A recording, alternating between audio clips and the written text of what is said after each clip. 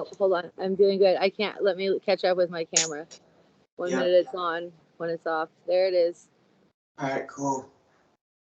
Thank you. I'm sincerely apologetic of your time, as I value your time and what you're doing. And I realize my lesson is not to schedule anything at 2 o'clock. Okay. Yeah, I'm not tripping. It's just, at least you got back to me. If you hadn't gotten back to me, I would have been pretty upset. You know what I mean? Yeah, I really like to be of my word, and it really bothers me when I do something like that. And so it was really a frustrating moment. But thank you for understanding. And just, I'm not booking anything at 2. 3 works. I'm coming out of my 2 o'clock hour.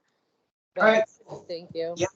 Yeah, no problem. All right, so go ahead and introduce yourself and where you went and a little bit about your experience. My name is, well, it was once upon a time Tara Butcher, so most people know me under Butcher. Okay. I am now Tara Purcell, and I went to the Christian Children's Ranch of Eagle, Idaho, when I was like 13, about 14. Okay. Yeah, because you said you turned 13 in there, right? Yeah, well, and I came Yeah. out just before my 16th birthday, so I was at home for my 16th. Okay. You know, so I had been court ordered to a state program, and my mom wasn't so fond of the idea. A lot of my friends were going to the same location, so it would have been I was kind of all right with it. But so she knew people. We grew up in Idaho, and my mom actually knew people in the church who were affiliated with the Children's Ranch. So I was there for my time, which What years was this? Sorry for cutting you off, but what years was this? That would be an age reveal. I'm just joking. Let's see. God, I graduated in 2000, So probably like 95, 96, somewhere in there. Yeah, probably 97. Now that you say that. Yeah, because I remember winter of 96 real clear. 97 probably became hell for me. Hard Okay. year. Like straight up. My parents had been threatening to send me away for like quite some time by the time they actually sent me away. So by the time I got sent away, I wasn't exactly surprised as much as I was really grateful. Like, please, I was like, please go ahead, send me away. Like anything is better than this hellhole I'm going through right now. Thank you. Were you dealing with a lot of stress and stuff at home at the time? Yeah, I grew up in Montana in a small town. I had 4 other step siblings on top of it.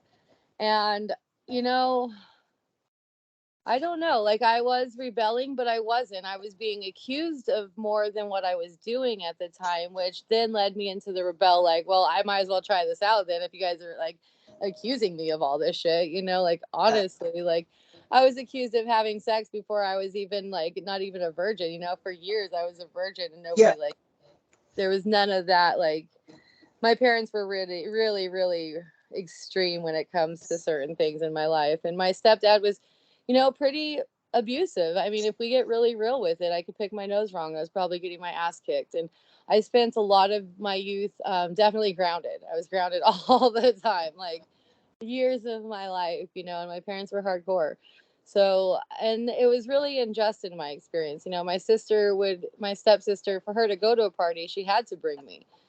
So then being in a small town in Montana, nonetheless, I grew up in Plains for the record. So Thompson Falls is just right there. And here I'm spending my childhood in Plains. And when I was growing up, as far as I'm concerned, I didn't know about Spring Creek, even though it was just in Thompson Falls. So my parents weren't informed of it. And so when I got back, I actually I graduated early because I could, and then I started working at the hospital, but I started dating Zach Butcher from youth group, and But wasn't this a mental hospital? Was it a mental hospital? No, so the Christian Children's Ranch was actually more faith-based and more family structured. So usually there was like 8, 9, 10 houses on the property, that housed It was in modular type settings. So there was like 4 bedrooms down here, 4 bedrooms down here, the house parents in the middle, and the boys and girls were separated, though we lived in the same house. It was just like a 14 household, 14 people in a household. And then the school was on campus too, and we used the Alpha Omega program, and this school is actually still in program. This particular location is still up and running. And what was it called again? What was it called? It's called the Christian Children's Ranch. Okay. A lot of orphans were there. Like a few of my friends were like dropped off thinking they were going to summer camp and then never picked up. And then they were left there until they were like 18, and a lot of us were court ordered, but a lot more people were dropped off and just kind of abandoned there, and we didn't have the seminars. Like we had level bases. Like I was on a level system, but it wasn't the same as Spring Creek. Like I had to do my chores, I had to get my points, and I raised, like, my house parents were nasty. Like it was so bad. Like the house was disgusting, and then when they knew an inspection was coming, it was up to us kids to like clean the house and get it all ready for inspection so that when the state came through. But really, if the state came through on an unannounced moment, they would really realize we were living in a very nasty environment. And it was gross. Just because the Bowdens had kids, and then like I had to call them Mama and Papa. Like that's what you called them, was Mama and Papa. You didn't get to call them Jacques or Kimberly or Mr. and Mrs. Bowden. Like it was none of that. It was, this is your Mama and Papa. That's weird. That's a little weird. It was weird. I mean, I won't lie, it was weird. I thought Papa was really weird. And then like Mr. Harrison, he ran the music program. Like you couldn't wear coconut, you couldn't use any shampoo, the Suave coconut shampoo and conditioner. You couldn't use it because that was Mr. Harrison's favorite thing. Oh, So wow. Oh, wow. Weird perversion. Like there was definitely perversion. It was gross. Yeah.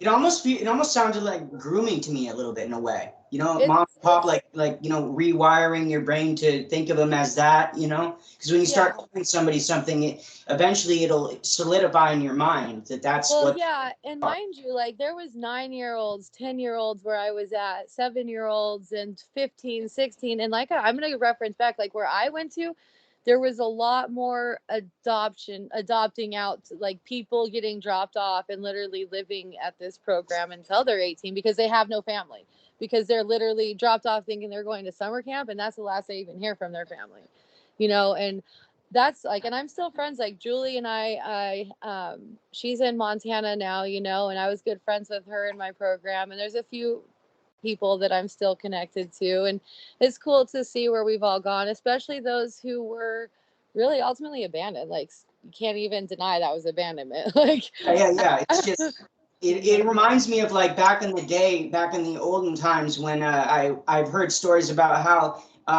like midwives and stuff like that, or like women that got pregnant and weren't allowed to have children or whatever, would be dropping their children off on someone's doorstep or something like that. It almost feels like that, you know what I mean? It's interesting you say that, because even the fact I was sent away, my mom was adopted.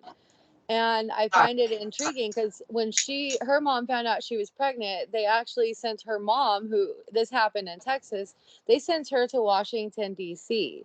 So her mom actually spent her pregnancy in one of these government controlled MK Ultra households with women who were also pregnant. And we're talking, the mother was like, you can't be here, like shame of the family, like this has to, like, hush, hush.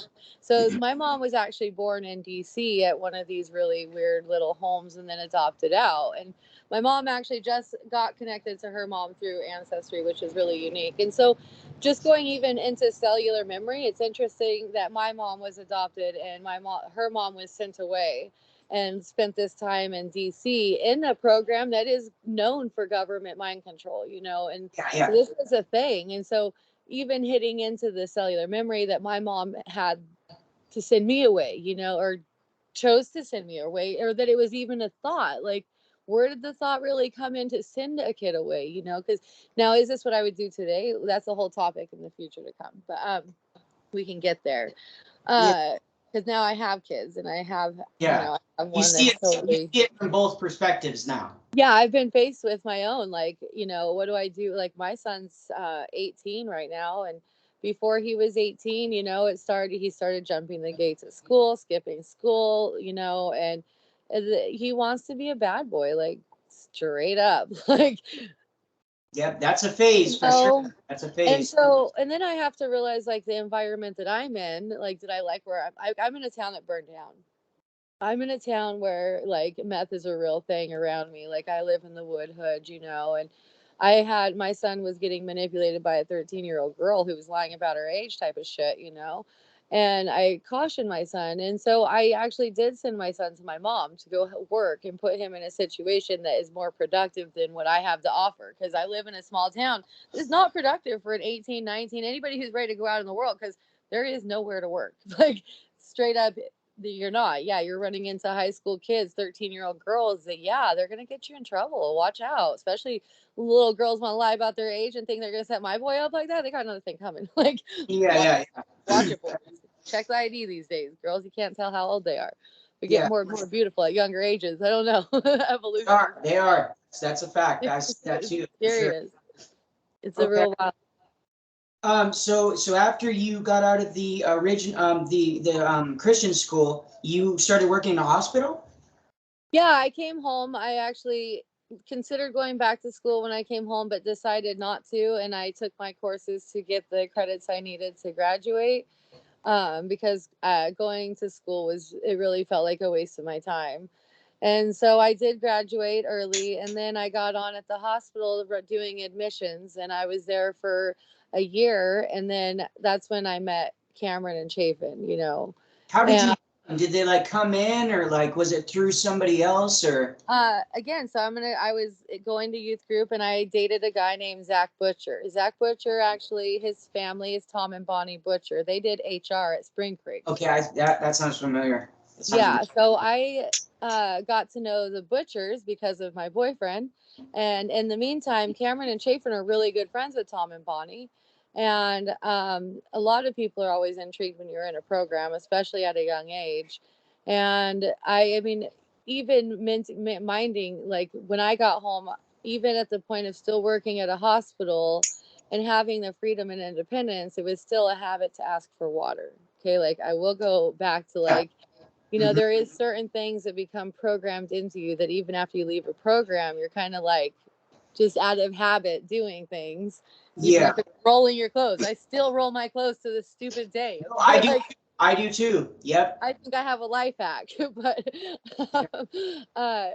it's really, unique in the aspects that I did get to know Tom and Bonnie, and they worked at this program, and they were always intrigued in the fact that I went through one. And then they had a dinner one night, and Cameron and Chafin came out and had actually invited me to come work at Spring Creek.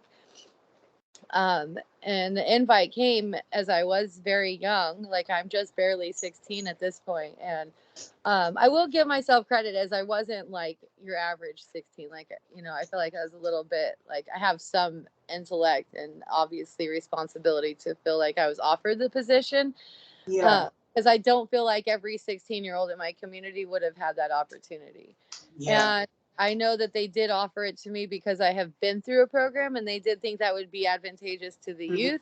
But I, again, was only 16. So the agreement was that I couldn't talk about my age and not tell anybody my age, because I was working with a lot of people that were older than me, like older and experiencing issues that were genuinely, like, new to me. Like, I learned a lot of it about things, that I didn't know about, in the time being young, truthfully. So you started working at Spring Creek. You didn't go through it, though. You just worked there? Yeah. Okay. I did go through the seminars, and I did send my mom through the seminars, and my sister went through the seminars. And like, my sister, when she went through them, she actually stayed at Spring Creek as a student and totally did a full experience there. She chose. Yeah. Wow, that's very unique. Yeah, she chose out of focus. It stopped at focus. Yeah. But she did go in, and she slept on campus with everybody. And so some people probably went through Discovery and Focus with my sister. That's crazy. Yeah. What was her name? Tatiana. Okay. Yeah, her name is Tatiana, and Chalice would have been there at the time, and a few others. Yeah. So how was working there? Was it weird? Was it hard to work there, seeing the kids there? How did it affect you? Interesting. I spent a lot of my life growing up out there, is how I look at it. Well, I'm allowed to smoke because you're smoking, so I'm going to totally join you in this moment. I'm trying. I don't roll the as I was saying, so. Yeah, you're fine. You're fine. Ain't nothing wrong with weed. Weed is literally a miracle herb, man. It is actually. Makes me a better person. I'm an advocate for holistic health and safe access for patients' rights. I'm a big fan of Dennis Perone. He wrote 215, and so just carrying on the torch and the light of those whose shoulders we stand upon. You know, I'm involved in the hemp fest and stuff. I like it. You know, we got PTSD drops too. I'll do a little shill up in here, like if you have PTSD, anxiety, even autistic drops. We have neurogenesis drops to retrain our brain pathways. Like, kind of our specialty. My husband's a biochemist, so anybody out there who's tuning in, That's awesome. That's really cool. Drops. Yeah. So but, yeah, Spring Creek, working at Spring Creek, it was cool. I just have to say I enjoyed it. I enjoyed it for the fact that, like, I genuinely enjoyed my time with the students I got to know. Like, I started in a family, Serenity was my first family, and I loved them. I got so lucky to have so many really rad girls in my space and my time, and I felt like I wasn't given hell a lot. You know, I can definitely tell in the some staff were being given hell. Yeah. You know, it happens. But I'm blessed that I got a lot of deep connections, that I wasn't given a lot of hell. I wasn't tortured really from a lot of students compared to what could have been. At the time, I don't know, I didn't feel like I was doing anything wrong. I didn't think twice about it. I really appreciated the seminars. I wanted to be like, you know, some of those top facilitators. I wanted to be like Tony Robbins. It opened that whole doorway of motivational speaking and bettering myself. Did he have staff seminars, Tony Robbins? I heard his son did or something, or went through the seminars or something like that. But His son was there. Did he ever staffing seminars? Not up at Spring Creek, no, but Cameron and Chapin went through them and highly encouraged us to get through the Tony Robbins seminars themselves. Like, it was more that we were promoted to move on to through Tony Robbins, you know, which I haven't ever. I did his hour of power. I lived his hour of power for as long as I worked out there. I swear to God. If you guys were doing it, I was probably doing it too. You know, the joy of being young is you're taking it in still. You know, and I always inspired to be like the staff that were staffing the seminars. And I remember even wanting to go on escorts, you know, and go do a transport. Like, I always thought that would be really intriguing. A lot of my friends did transport, you know, where they're picking you up in the middle of the night. Just to clarify, just probably for the psychology aspect of it and just seeing how things went, is that why you thought it was intriguing, or what did you find intriguing about the transport? Just to make it. I don't know. Just because I know some people might take that the wrong way. I want to say, like, no, you should take it the wrong way. Absolutely. You have every right to be pissed off if I say, no, I wanted to go on a transport. Maybe it was the adrenaline. Maybe it was all the stories I heard from the transport staff, because, yeah, they got high on it. Let's not act like they did not enjoy that job. Yeah, for sure. Well, at least you're open to admit that. You know, it takes a lot. I'm here to validate, not sit and tell you guys no, or, you know, make anyone question what's being said. No. Yeah. I mean, we had transport staff that, like, that was their thing. You know, they almost got off on it, right? Yeah, they get pumped. When our transport staff are going to pick up a student, like, it's a thing at the facility. Like, it's planned event, you know? Like, we know that they're going to go and pick up a kid in the middle of the night. We know that they're going to probably have to restrain this kid. You know, there's a lot that comes with the expectation of a student coming in. And then I always think it's cool to do intake, because you are that person's memory. Like, there are people that remember me because I did their intake. I was even pregnant doing intakes, you know, like, it became like, that's where I really connected and bonded with people long term was at the very beginning of their program, you Yeah. know. But what made me want to do a transport, maybe it was the experience, maybe it was just hearing the staff come in and talk about it, making me want to do it, to see what pumping it like. up, pumping it up. Yeah, Yeah. I don't know. Truthfully, I never went on one. You Yeah. know, I never Okay. got to go on one, and you know, it's probably for the best, you Yeah. know, because there's the whole like reflecting back on everything, you know, that I have had to go through and I have faced, which is why we're talking and why I was like always starting to like, I'm here to validate, I'm here to speak Yeah. up, because Yeah. telling kids to stand in line head toe in silence without any emotional connection and being consequented for having any emotional experience or to reaching out because you're emotional, like, like, these are Yeah. sites. These are the sites. How are we putting people into seminars and opening them up in such a manner, but not closing them properly? You know, like there's a Yeah. lot that we did that I was trained of and I was part of. And Yeah. It's so almost, I it's heard this. almost, oh, Go go ahead. ahead. Go ahead. No, go I ahead. heard a story from a young girl. I wish I could tell you who it was, but it was a few years back. You know, the Breaking Code Silence and the T.T.I was just kind of still fresh. And someone had wrote a poem about how many times they were told silence, and even in moments when they really needed to talk. And then I was just like, Yeah. God, I'm part of that. I Yeah. was part of that problem. I was part of that, you know, that hindrance of souls. And then I was facing the reality of Cameron or Chafin. I think it's Chafin, you know, that has accusations of The sexual sexual abuse. misconduct, sexual abuse, sexual accusations of whichever realms. And I have talked to a few of these people, and you know what? Damn. You know, just think of how many years I spent holidays and dinners with these people, and to wonder, you know, just there's just always those thoughts of like, man, maybe the perversion is real and then it's deep. And these are people that I don't just know at Spring Creek, these are people in my hometown. Yeah. You know, everybody that was working at Spring Creek is in my hometown. Like Sanders County, when you're raised in Plains, you're raised in Thompson, and you know everybody and everything, you know. And I'm just young at this point in time, mind you. Like I'm going 16, 17, 18, 19, 20 out at Spring Creek. Like Yeah. I don't even It's know like if it's anybody melding. realized. It's melding your brain. It's Yeah, melding. I'm just kind of part of the environment. I'm just part of the experience now. And like I started in Serenity, and Integrity was my next family. I went on to Flex Staff and Group Living or the special needs. You know, I worked worksheets a lot too. And shout out to my girl Teresa Bunk. I love that girl. She spent so much time in worksheets. I love her. Freaking love that girl. Anyways, I would love to talk to her today. If you want to connect me up with people, that'd be so fun. I would love to reconnect with some people. Yeah. And Well, Teresa are Bunk you part of the group? actually, Are you part of the group? yeah.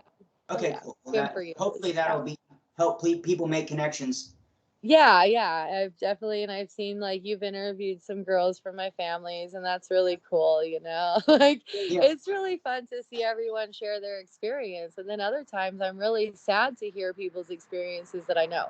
The fact that I was there and I didn't know, and I didn't realize, and I also didn't realize what was really happening behind the scenes, that I will to this day, like I will tell you. Like let's Yeah. talk about drug use in our staff.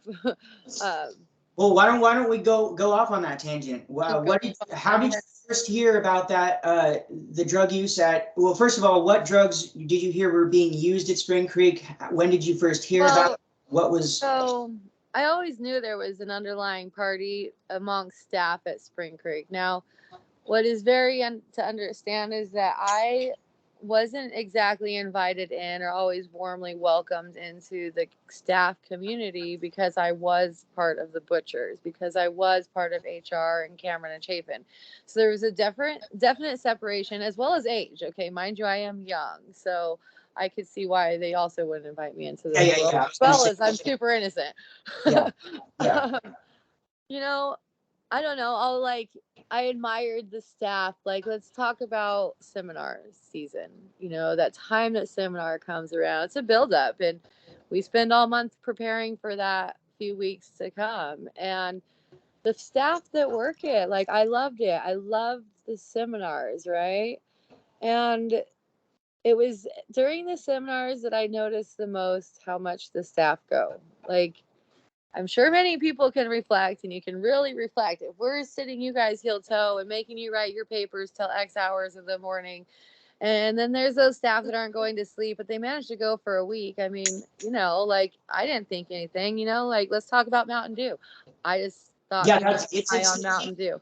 the legal meth, because so many people drank Mountain Dew there. It was crazy. Yeah, I didn't really think twice about it. I didn't ever consider meth because at this point, did I know meth other than through stories? Like, no. Yeah.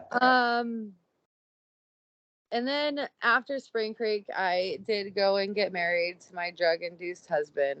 And being in a small community, I'll just straight up say it was Nick Stafford, my husband, okay, because he's pretty proud of his game to this day. So whatevs. Yeah. Well, my husband wasn't part of Spring Creek, but he did bring all the drugs to Spring Creek. And he told me this, and he told me how much money he was making at Spring Creek and how good of customer base. And then it was like, how much money are we talking? I don't know. Those are dollars that he was living pretty good for being a dealer, and it made so much sense. Okay. And now him and we didn't use meth together. I was on prescription drugs, fentanyl and oxys and all of that. So I will give credit to my relationship because he was healthy with me. He's not healthy anymore. Tragically, he's totally lost his life to the needle, and fuck the people that support this shit. Okay. In Sanders County, some bullshit. Because even his family knows he uses and they're all just kind of okay with it. So yeah, they enable it then by being okay with it. Yeah, that's a horrible situation. So, and everybody knows I'm very forward and open with everything I'm saying, so it's not a surprise to anybody. Yeah. But and even Spring Creek, because I'm gonna just, I didn't know. And then when I found out that he was telling me that he was delivering meth to Spring Creek, a lot of shit clicked. Yeah. Oh my God, so much made sense.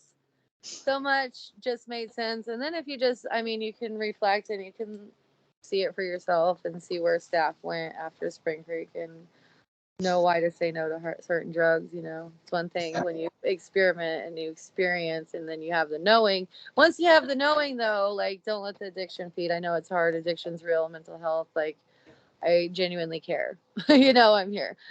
I'm here to help clean. I'll sit by your side for weeks if you need to be sick. Like, I am that person. Yeah. But I didn't know about meth when I was working at Spring Creek at the levels and the understanding as a woman and adult now, in my almost 40s. So, kind of makes sense, and a lot makes sense. And then that was like, oh my God, it makes so much sense why things started getting fucking weird. Like, shit was just weird, How and they were paying you a lot of money too. That was another part of it, right? Yeah, I made so much money, and then I went through positions too. So, hold on, please. Go finish. Sorry, Yahoo. Sorry.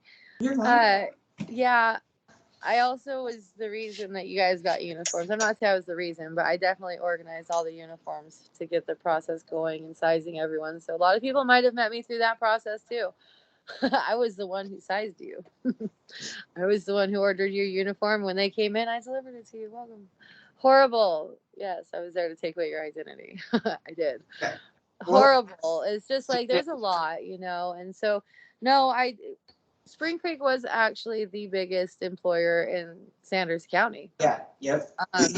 Straight up. No, you didn't have to have experience. You would get MAT trained upon hire. So we were all trained. People that don't know what that is, what is MAT training? MAT training, MANDT, is the training we get to do proper restraints so that we know how to restrain legally. So we can't get in trouble. And so we all were certified to do legal restraints, and cops get the same certification. So that was how we justified the restraints and the physical use of that aspects. And sometimes, I spent a lot of time in restraints, a couple times, unnecessary. Not Yeah. on my end, unnecessary. Just saying, like, if you are going to harm yourself, if you're going to do something that's outrageous, like, yeah, you deserve to be restrained. I don't want to restrain you, but damn, come on now. Uh, um, yeah, we made good money. So I started at 125 a day, worked up to 150, 175. $100 to sleep on the floor, $100 to sleep in the special needs, $100 extra, right? Yeah, on top of the pay. Yeah. So if you seen me at work for 9 days, maybe it was 14 days, like, yeah, I'm making a bank paycheck. Like, Yeah. straight up, it was the best money I've ever made in my life. And I've never made so much money again. Like, that was the shit. I won't lie. Like, it was definitely, it gave me an opportunity in life. Like, I owned my house at 16, like, ran with it. But Well, that's probably a big like reason why a lot of people end up working there. Is the money is a big draw to people. yeah, it provided in a way that people aren't provided for anymore. And when you're there, do they house you too? What's that situation like? Do you live there? No, What? you work 72 48-hour shifts. Okay. So 2 days on, 2 days off, 3 days on, 3 days off. And then you slept in the back room, so we had little bunk beds Yeah, tucked I remember that. in. But they didn't house us or anything like that. Okay. No. Let's see. So were you there when Carly Newman killed herself? No, I wasn't there. I left just prior. My friend was the staff that found her. That was a really dynamic experience. I wish that there would be more closure to those who had the experience. Yeah. That Spring Creek has never offered anything to the staff that found her. There's a lot of trauma to students that were involved with it, and there was never that closure that to me feels like it's necessary Yeah. in those experiences.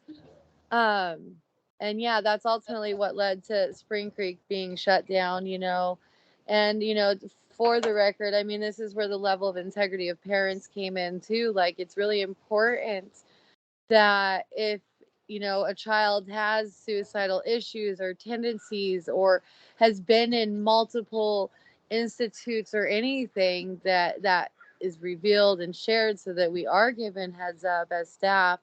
And unfortunately, in Carly's situation, I don't believe that there was honesty on the parents' part of the real depth of the issues at hand. So this was a struggle that was real. It was there. Bless her heart, bless the family and all the friends and everybody that went through it, the staff, because I do feel some things could be preventative. And I don't know. I wasn't there for that experience to be mine. I wasn't. I was only indirectly, through people I know who were there. It was in the community, but no, but suicide is a real topic. I mean, there was staff that had killed themselves. I mean, Keith, he killed himself too, and he worked out there with the upper staff. And I know there's a whole list of what is there, like how many? I almost wanted to say 80, but that could be because there's 80 that died. I think that might be shy a little bit, actually. I think there might Yeah, be. there's a few. There's a rolling list on it.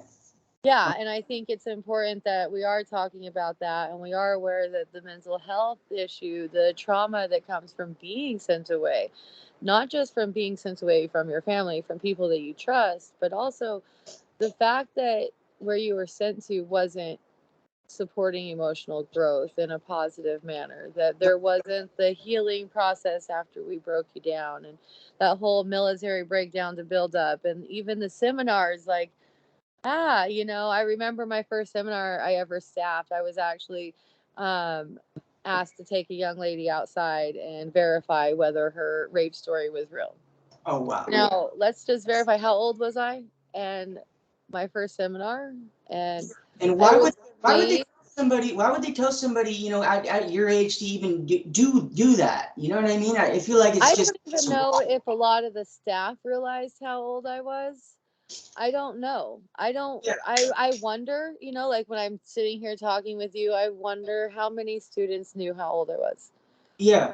I mean, if you're watching and you worked with Tara Butcher, and I'm with you, did you know? I know there was a few. At some point, it became known, and it was horrible. I felt like I was totally being attacked by a young girl, or maybe I was just starting to rebel on my own after so much time, because I can say I left Spring Creek to go and grow. I had to go experience my own life, at 16 to 21, like 21, like my husband was having an affair with me while I was at Spring Creek, so Zach was sleeping with the pastor's daughter. I'm gonna out all that dirty laundry because Yeah. I don't know if I should. Maybe it's too much. We're getting all like Maury Povich or Jerry Springer now. But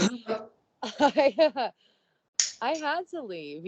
Like shit was getting weird, and I know there was What do you love mean by weird? affairs. Like, how was shit getting, like, what was? Like love affairs taking place. There was obviously drugs taking place, and I didn't realize it was drugs that was what I was defining as weird. Staff, there You was just, something just felt off. something was off. The whole environment at Spring Creek, the staff, even Tom and Bonnie kind of just got a little weird, and then Chafin got a little weird. Not, I feel like I always have Cameron and Chafin mixed up because like there's the family man and then there's the single twin, So, I don't want to. I don't know, and then I'm hearing the assaults and the sexual shit is on the family man, so twins. So if anyone wants to like really just tune me in, and I'm pretty sure that I was told that it was the family man. Damn. Anyway, see, I just get to reflect to these people that I broke bread with on a regular basis. These are people I broke bread with. And so it's really hard because I mean, even W.W.A.S.P, I thought I was gonna, go on and go up into W.W.A.S.P. I went down to Mexico and seen Casa by the Sea. I was really gonna grow in this program, and How was your experience there? Like, what did you see when you went to Casa by the Sea? it's beautiful. It's definitely beautiful. Like if you want to wake up, if you really aren't aware, okay, if you aren't aware and you're just taking a drive down to Mexico and you're gonna Yeah. go see this program, you're gonna roll into this postcard fucking villa, this like adobe beautiful serene looking environment. Yeah. And you walk in and I don't know. I guess at this point I was wanting to be there. I was friends with, was that Mike? What? Somebody went down to Mexico that I was working with. That's what actually led me to Mexico, was because I knew him. He went from being a co-director with Cameron and Chafin, and then he left to Mexico.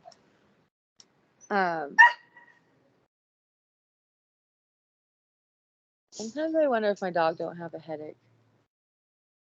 But sorry. You're fine. It's beautiful. If you didn't know, you'd probably be fooled, and you sent your kid there. Yeah.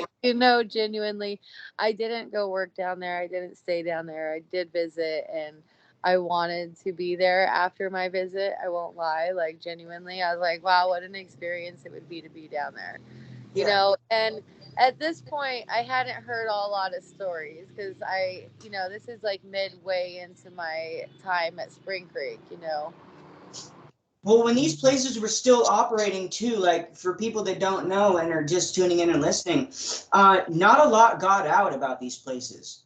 Really, like, I mean, there was like, I think one news place that came into Spring Creek at the time or something like that, but really not a lot of info got out when these places were operating to people on the outside. It was definitely financially advertised based on certain criteria. So no, that's like, for example, why I probably went to a Christian children's ranch versus a WASP program. Their WASP programs are catered to a certain income bracket. Just very genuinely, they aren't catering to you if you don't have the money to be there. Are they one of the top tiers of the money? WASP? As far as, yeah. WASP is definitely the umbrella of all the T.T.Is. They umbrella all of them. And that's ultimately what is being broken down, even with Paris Hilton and Kat Von D. I believe she was in Logan. I went to Logan, Utah. I went and checked out those programs too.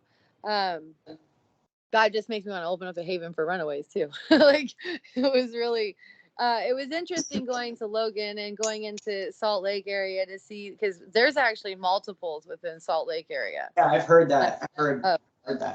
Once you get into there you'll see even outside of W.W.A.S.P, there is more programs, and they're run the exact same. And they all, if you really look back, you're going to also go further back and realize they're all Mormon based, founded, Yeah. Which isn't surprising. There's a lot of Mormon in Salt Lake City, in Utah itself. Yeah, they definitely have a beautiful history there. I won't lie. Like, I've totally gone to the temple there. I've explored the deep lands. I've gone to the massacre sites. Like, I probably know a lot of their history, strangely. Just because I went there. Like, I delved into it, and then anyways, that's another tangent. Okay. So what was so how long did you work there in total? Well, I was 16, and then I spent my 21st birthday just a couple months before I turned 21. I left. Okay. So about 5 years. 4 or 5 years. Okay. And then did you go anywhere else? Did you work anywhere else after Spring Creek, or was that? Oh, no. I did not. I worked on myself.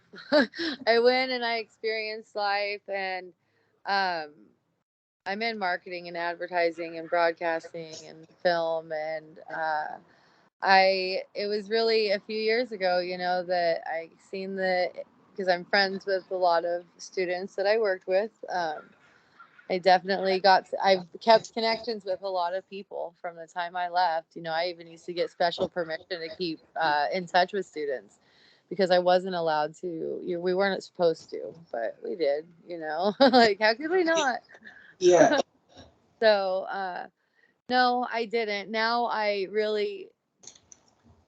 sit in this realm of just making sure I'm always open and available for anybody that wants to ask questions, know more information, yell and scream at me because I tore their mattress up and gave them cat fives. I mean, like, like, genuinely, and to validate, like, we were telling kids to sit on silence. Like, we were silencing kids all the time. And I don't feel that if your teen needs help, this is the way we need to be helping.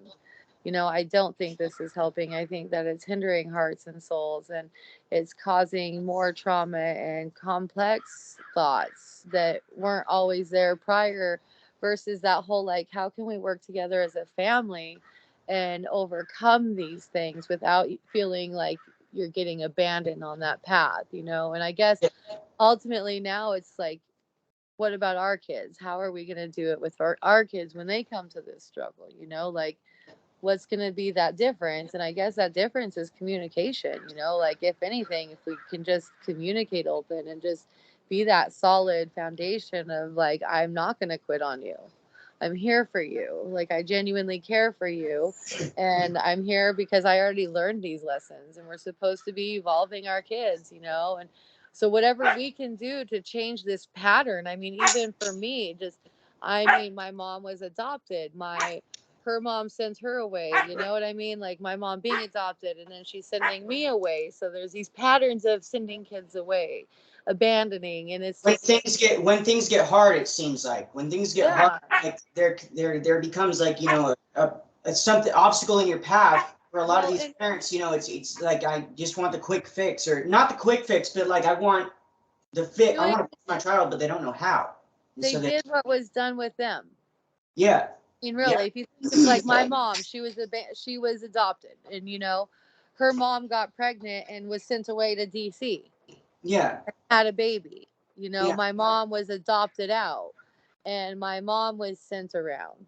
And so for my mom to do it to me is almost kind of a natural habit, a natural pattern, an unspoken, a cellular pattern more than anything. Like, I think she did it through cellular memory even, like, I don't hate my mom, because, again, for me, getting sent away was like the best thing ever that happened to me. Like, I'm glad, because I was tired of getting my ass kicked. And yes, I was going to smoke my cigarettes, and I'm going to smoke my weed, and I am going to do these things. And did I get in trouble for things? I realized, yeah, I kicked my sister's ass. Okay. Like, I kicked her ass and I got in trouble, but my sister was being out of control, and I was tired of getting in trouble for her. I was tired of my ass getting kicked over her stories, you know, like I was over. I was just fucking done, truthfully, you know. And so unfortunately my parents encouraged her to press charges on me.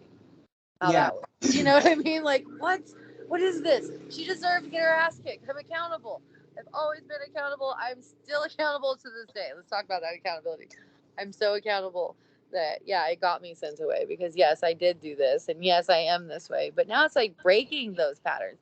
We are breaking those code silence. Like, I am breaking that pattern with my child. I don't want to send him away. I don't want him to experience these same abandonment issues.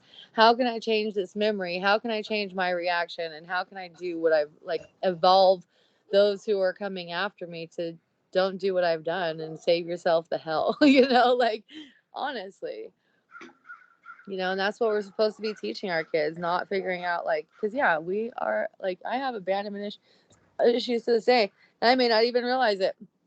Don't even have a clue I have issues. Talk about CPTSD though. Oh God, you know, like, yeah, for real. And why do I think I'm not worthy? Why do I think I'm always the problem? Why do I think the problem will be solved if you get rid of me? Yeah.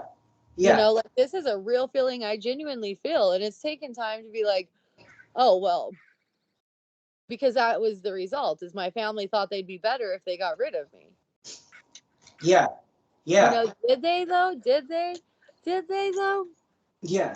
No. If anything, I got better, because by the time I came out, I was independent enough to just be like on my own accord. You know, at that point, I was just like at Spring Creek making a shit ton of money. And from there, I went to San Diego to become 21, you know, and I had a good experience. You know, it was good. I didn't, you know, I'm alive. Like, I survived. So what would you say the worst thing that they ever requested you to do to a student, or the worst thing that you did to a student, something that you regret the most, and something that, and then something on the opposite end, like, what did you do for a student that maybe you remember and cherish to this day? What, like, really did you remember that was positive? Good question. There's actually one thing that always, like, when I think about this time, Eternity Family was kind of a challenge. I swear they, like, teamed up as a family to give us, like, hell on purpose, you know. I don't know. Maybe not. I don't know. I know that there was one time we, like, flipped all the beds and stuff, and we did a search. And Cameron used to be real big on the middle of the night, random, like, fuck with you type of shit. Like, that was always, like, Cameron or Chapin. Now that I'm so confused on who's who in the stories of everything,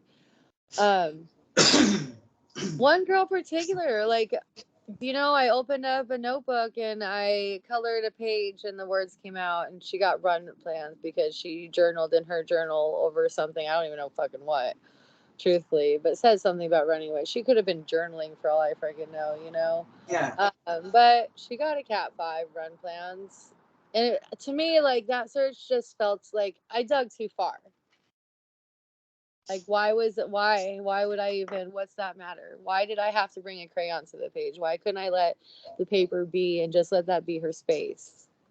Did you almost feel pressured when you were working there, like to show up for people, or show up for, like, Cameron or Chapin? Well, not show up, but like If they said you're flipping bunks, you're flipping bunks. If yeah, you're searching, you're searching. But did you almost feel pressure to, like, find something? Like, I feel like I need to find something. If I find something, like, they might be like you didn't do it right or something like that. I don't know if I really even thought about anything. Okay. You know, as much as it was just kind of part of the process and part of what I was taught to do, you know, like, I was taught how to go and do a search. Yeah. And do I think they were getting off on it? Yeah, they might have been, but, you know, tweakers will do that. Yeah. Okay. I don't know. I don't want to say it like that because I also don't want it to be like, I'm not saying every staff out there was tweaking. Yeah. Okay. So I don't want to put I don't want to put those judgments that it's everybody or anything like that, because I know there was those of us that were out there genuinely there. Like Yeah. our heart was there. We were there for the betterment of the students and our friends. And like, I genuinely loved what I did. Like, I loved being out there. I felt like I connected. I mean, I used to help, and I know a lot of the guys' side too, because I used to help Zach because he was in Respect Family, and I think he went to Wisdom too.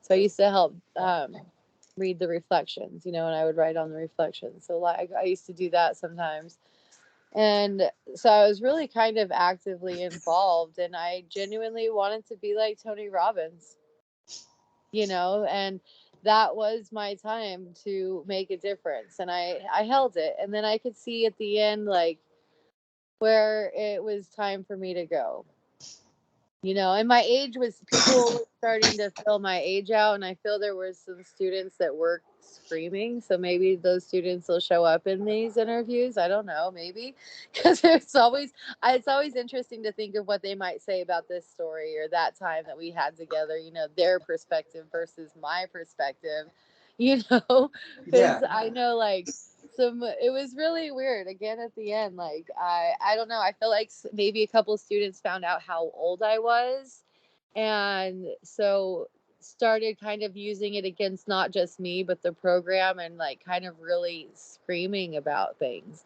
turning me in for a shirt I wore, and just kind of like, it was time for me to go because this is becoming like we're too much of the same age, and it was Yeah. really like, once that factor kind of kicked in, I think is maybe even a little bit of what I felt, you know, maybe that would make sense when I'm sitting here, as I sit here and talk to you, because I don't, you don't think about things until you're thinking about them.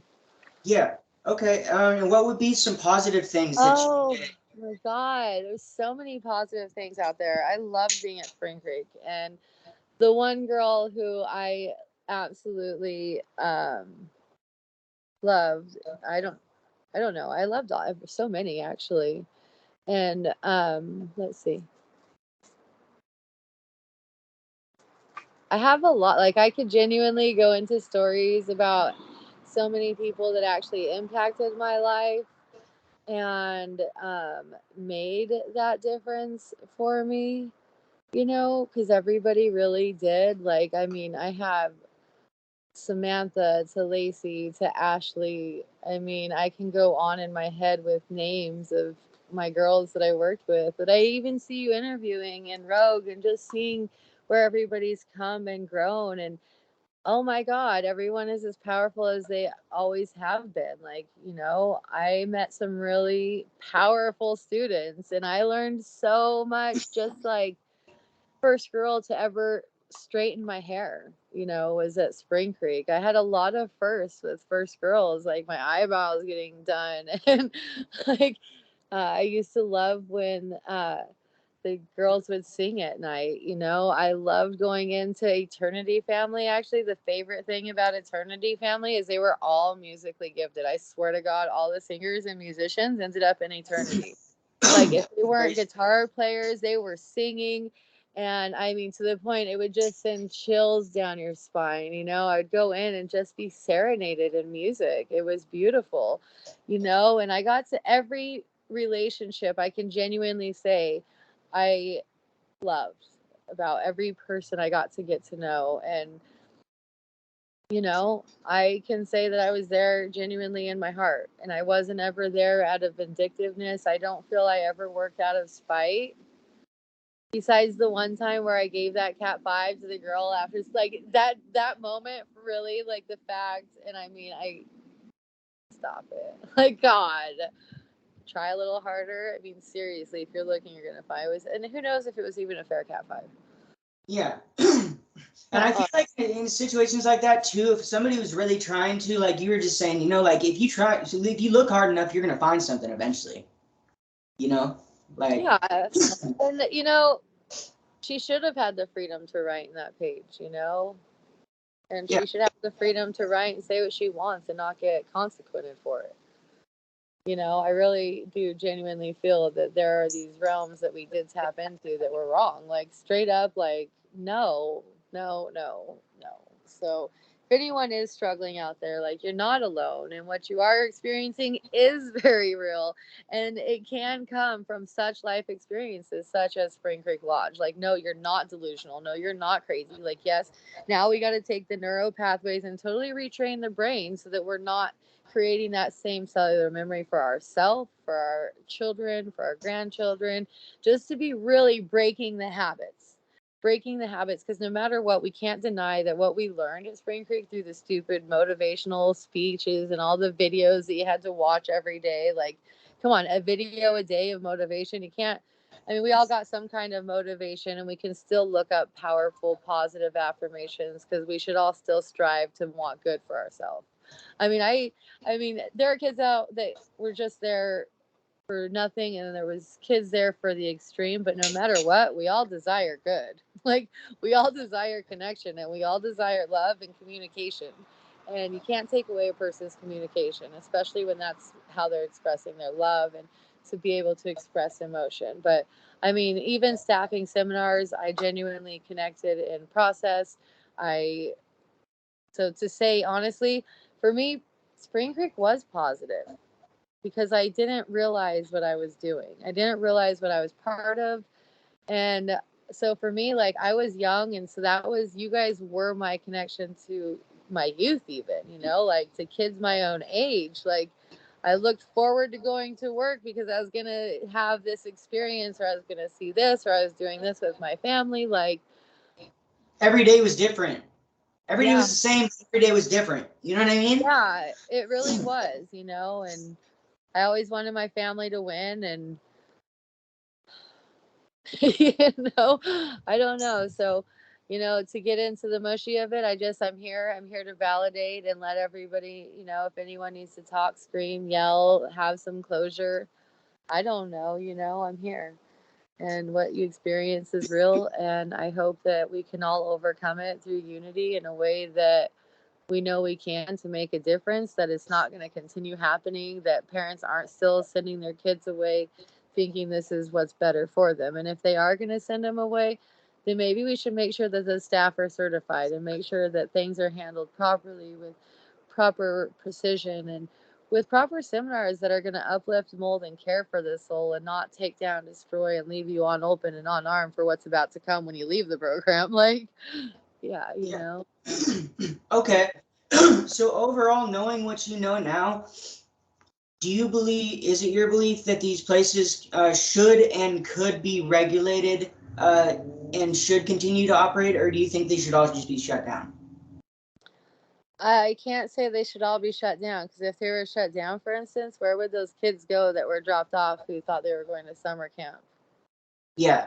Yeah. You know, like, for some, it's a haven. Yeah. For some, it's better than what is happening. It's their opportunity, their chance for that difference that maybe never came.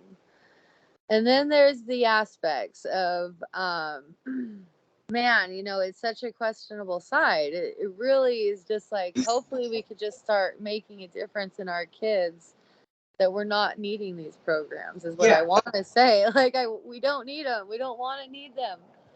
But do we need them? You know, I mean, do we? Yeah. Some people that I worked with really needed the help. Is that the way to go about it? No. No, Yeah. I don't think telling a student to be silent is the way. I don't feel having no connection is the way. I don't feel always assuming that you're manipulating or lying is the way. I don't feel to always feel that you have to be on that defense is the way. So I believe that there's a way of making a difference, but maybe we need to take more care for the soul, and maybe more like real awareness, consciousness. I don't know. You know, that's why it's like always such like this. I don't want to say, yes, we need these places and they need regulation, because will that change the abuse that takes place within our system? No, Yeah. There's no. always the abuse. We There's always, start making it into the system and we start institutionalizing it. It becomes about the dollar bill, and we've just created a prison which behaves as slaves. No, like, just not into that. I mean, do you realize that we in America, we imprison 3/4 of the world. Like, Yeah. we do. Like, we have more imprisoned worldwide within our own United States than anywhere else. And Like, there's our, some people still in prison for minor shit, like just possession of weed or some shit. There's people in jail yeah, like still like doing life sentences for like having some weed on them and shit. yeah, What prisoners the of fuck war on? for cannabis are a real thing. I can actually vouch. I live in California, and I live in the one red state. The one red county, excuse me, not the one red state, the one red county, okay, in California. There's one red county, and I live right up in it. So we got raided. My husband's been doing compassionate care for patients since 95. Okay. And when they took away our rights of regulation, thank you, 64, the legal lie is a legal lie. It's a very big legal lie we've gotten ourselves into for regulation. We thought we wanted freedom to cannabis. We really should have stuck with all use is medical use and Yeah. technically kept our rights through strain specific. The government cannot provide everybody their strain. I And prefer, so, I you prefer know, yeah, it just so to those who are incarcerated, my husband's a felon for serving patients. Right, we got raided in February. February is right when they actually were done with the last of the compassionate use laws and regulations in California. So they really put us out about that right time. If you want to see corrupt government, like, yeah, absolutely. Like, when they raided us, they actually opened my husband's safe, and he has missing gold and silver now, and I don't even know the code to First this. of all, they should need a warrant for that, Oh, shouldn't they they? came in You know, with a because on warrant. a locked box, that's No, a no, they came in with a warrant, and they said we can let them open it the easy way or they'll do it the hard way. And I don't even know the safe, I still to this day don't even know the safe code, but they do. And they opened it. And when my husband came back and reopened it after them, like, no, we're missing money. Like, we're missing the untraceable dollars. That silver and gold, it's untraceable and it's missing. Like, ultimately, my husband had Love Light Wellness and Love Light Labs, and our lab had been arsoned. And so my husband showed up to our lab on a Friday, and apparently on Wednesday, somebody had caught it on fire. They said it was a honey oil from butane. We don't deal with butanes.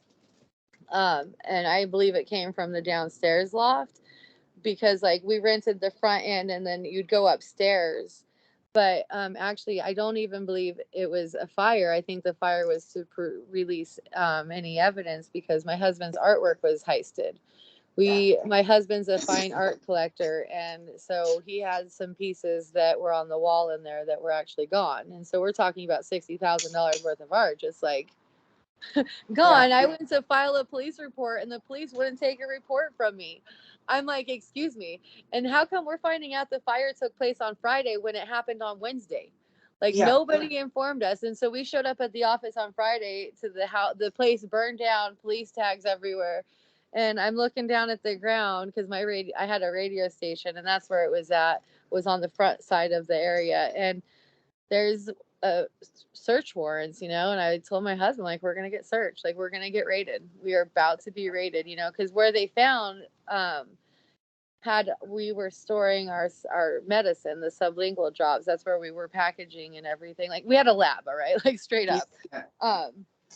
And unfortunately, no, they did absolutely raid us 3 days later at 7 a.m. and took him away. And yeah, for having cannabis, and that gave them the right to enter. And they came in and they didn't find anything, or they did, like, he's a felon for another year. So like, but so to all those soldiers who are sitting in jail, free the weed. There's a lot of healing to it, and I believe in it, and I believe all use is medical use. And talk about, healing the traumas, healing new pathways, and invigorating a new way of being from our one and only beautiful Mother Nature's plant. Like, yes.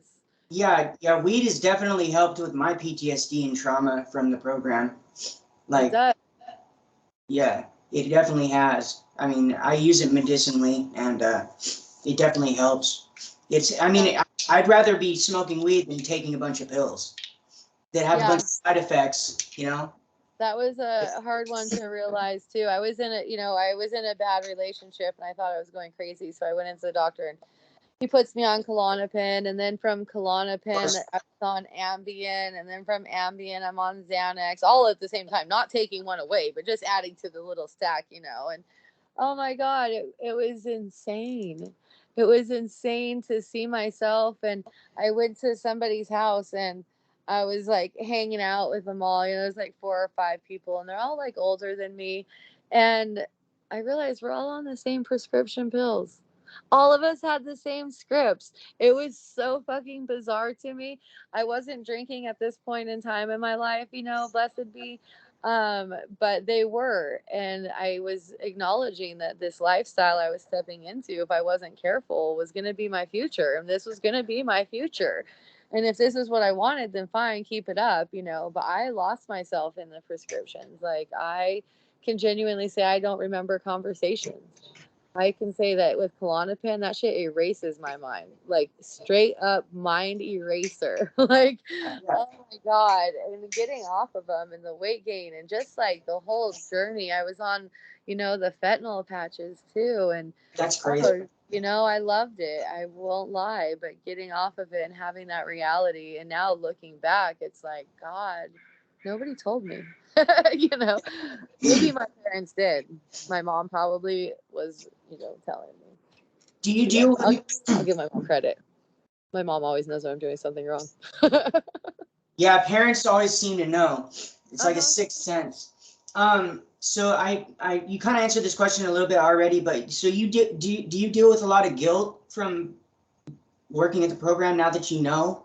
I don't think about it as guilt, no, because it's not an empowering way for me to think because of how my brain works. I have to find, you know, the good in things because it could hurt me, because I do hold a lot of heart and spirit. And that's why I say I don't hold guilt, because I'm willing to speak and I'm here and I don't hold guilt as much as I hold the reality of my part.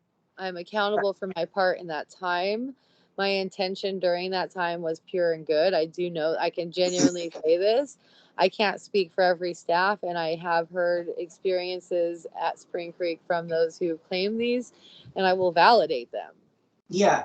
You know, like, yes, absolutely. Do I believe that somebody who claims that they were spoken to inappropriately by a director? Yes, I do. I have spoken with them. Do I feel that students were mistreated?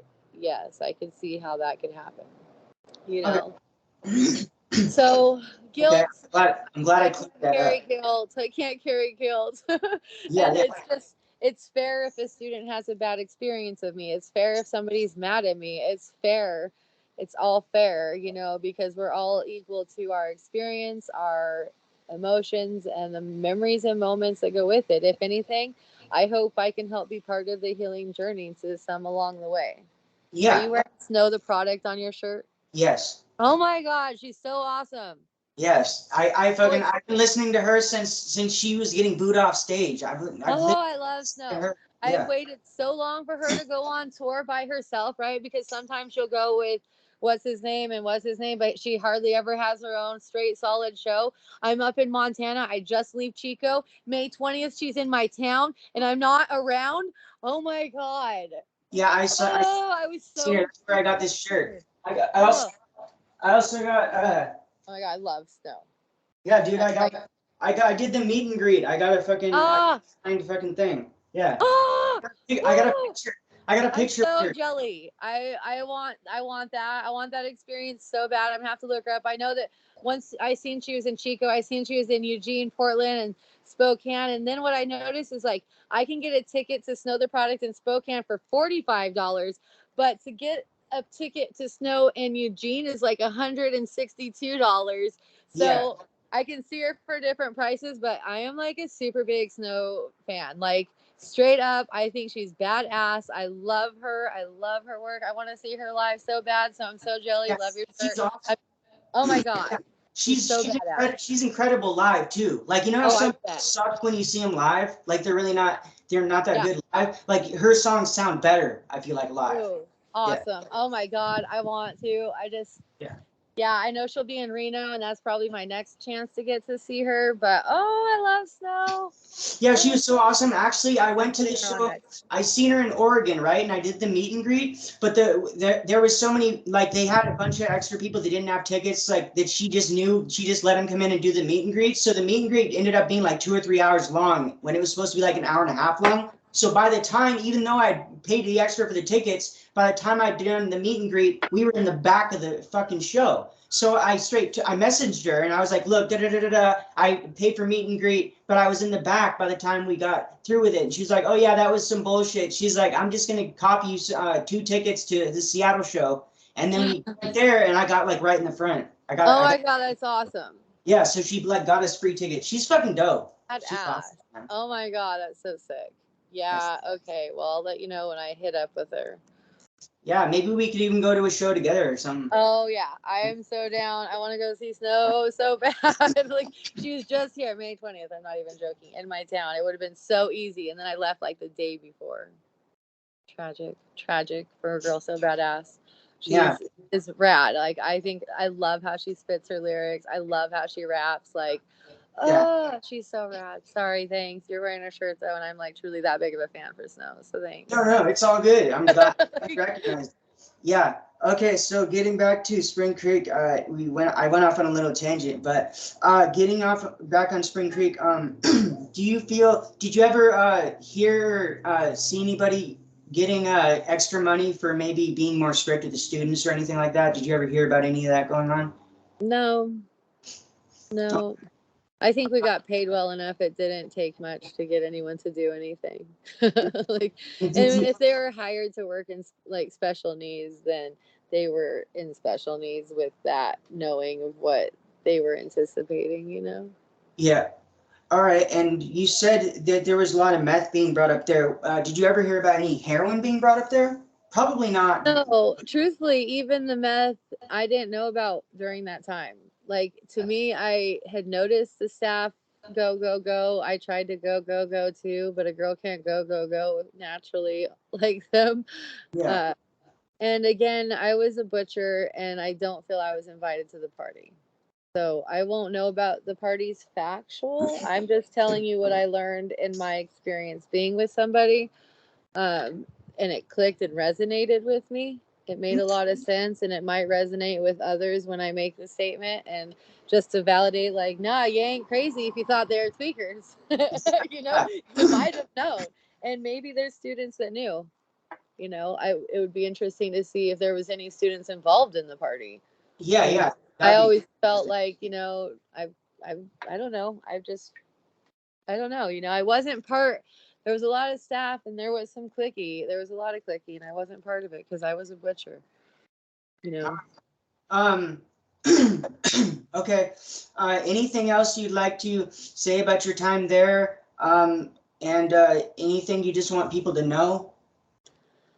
I don't have anything to say, but I did appreciate everybody, and I am a pure, worthy, and beautiful, magical child. Like, no. You know, I just love everyone, and I'm here to validate, and I'm here for anything that, if anyone needs any healing, questions, confirmation. And I appreciate your time, and I really don't have anything to add, I don't think. So unless you, again, have questions or something more, I don't know. So. Well, not right now, but would you be interested in doing a part 2 if I think of something? Yeah, Oh, absolutely. cool. And if you meet anybody who does know me on your path, I'd love to always reconnect, you know, and have that first connection. You can have it. You can show us all connecting. I don't know. It'd be fun to have a reunion, truthfully. All right. Cool. Well, thank you so much for your time. I really appreciate answering all the questions and whatnot. And I hope you have a wonderful day. Thank you. I appreciate you so much. Yep. Take care. Adios, my friend. Bye.